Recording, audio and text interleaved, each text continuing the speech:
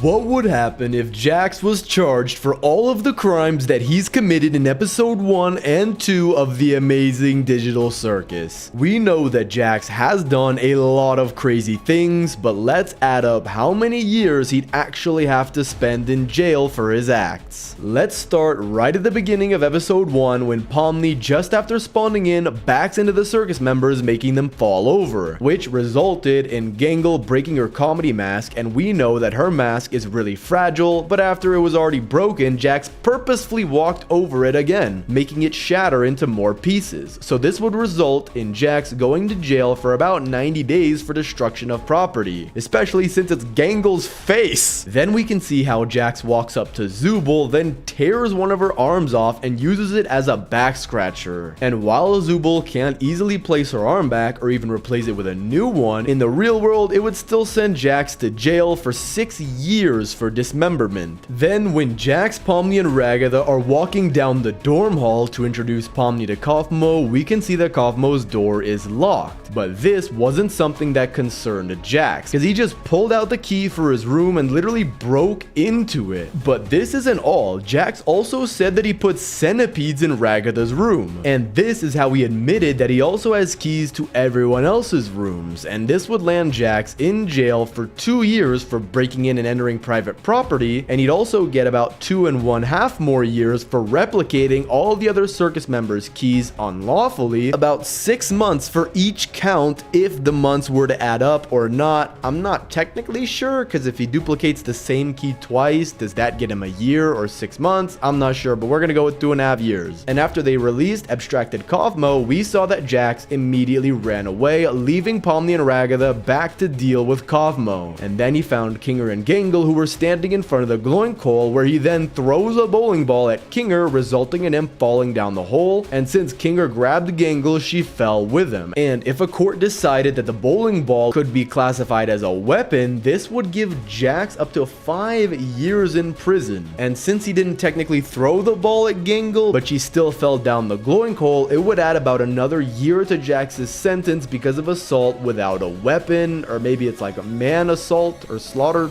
assault. Manslaughter? I don't know. But when Jax kicked over a gloink, that would also account as a battery charge, which would result in up to 90 days in prison for him, and after, when he broke the signboard, that would also add another 90 days to his sentence because of destruction of property. However, this isn't all, because after Kaufmo fell down to the glowing coal and started fighting the glowing queen, we saw how the circus members headed towards the escalator, and when Jax realized that he let Gangle go first by mistake, he pushed her over, which could also count as a battery charge, which would give him another 90 days in prison. And this already means that Jax would be getting almost 20 years inside of prison just based on what he did in episode 1. So basically, Jax would be behind bars until he's around 40. But let's see what he did in episode 2. Firstly, we have to mention this theoretical situation, which Jax explained when he found the candy shotgun under the seats, where he described how he'd shoot Gummigoo and the other 2 alligators repeatedly until they're unrecognizable. And thankfully this never happened, but if it did, it would have landed him another life sentence for conspiracy to murder. Then we saw how he threatened Gangle to do what he said, for example to ram into Gummigoo's truck, and that is coercion, which is punishable for about 3 years in prison, and since he did it at least 3 different times throughout the episode, this would be a total of 9 years to his sentence. But then when Ragatha tried to cheer up Pomni by telling her that she'll be able to help them out throughout the adventure, Jax just grabbed her by the throat and threw Pomni out of the truck, which would probably give Jax another year in prison because she almost killed Pomni. But then he also grabs a boot launcher from the truck and he shoots one of Gummigoo's friends with a boot, which would also qualify as assault with a weapon, giving him probably another 5 years in prison. Or maybe it could be qualified as an attempt to murder, which would be another life sentence. However, then he also pushes Ragatha after she tried to tell him that it's not a good idea to tell Gangle to ram into Gummigoo's truck because Pomni could easily get hurt since she was on top of Gummigoo's truck. But since Jax didn't really listen to Ragatha and instead he pushed her so she would fall onto a knife, this would again give Jax another 10 years in prison because it could be considered considered voluntary manslaughter. Next, we saw how Palmy and Gummy Goo glitched through the ground and fell into the back room. Meanwhile, the others fell into the chocolate lake where they met the chocolate fudge monster. And we saw how the chocolate monster told the circus members about the story of his banishment from the Candy Canyon Kingdom, which was because he couldn't stop eating the candy people. And when he said that he couldn't help it because they were delicious, Jax agreed with him and doesn't count it as murder. And since at the end of the episode, when he opened the gate to let them all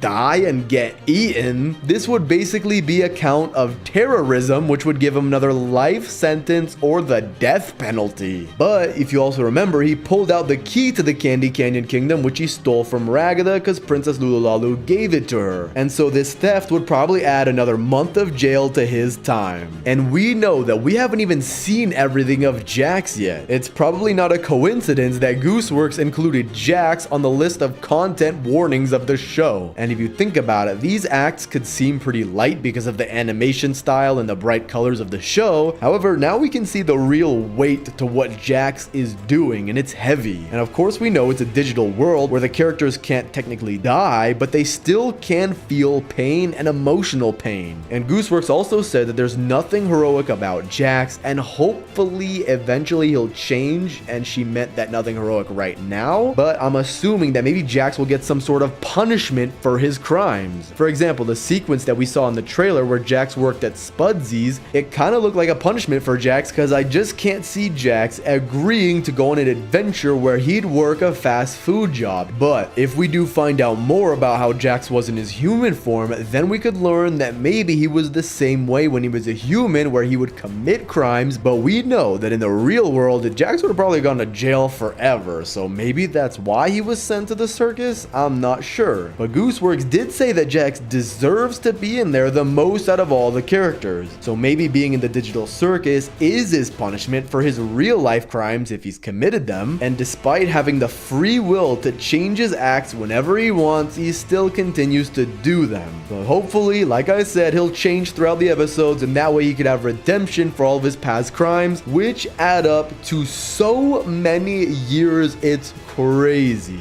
And a death sentence, so he can't even really serve out those years. But maybe the Amazing Digital Circus is his punishment. But let me know what you think about Jax down in the comments. Can he change or will he not? Thanks for watching, subscribe, and click on this video here.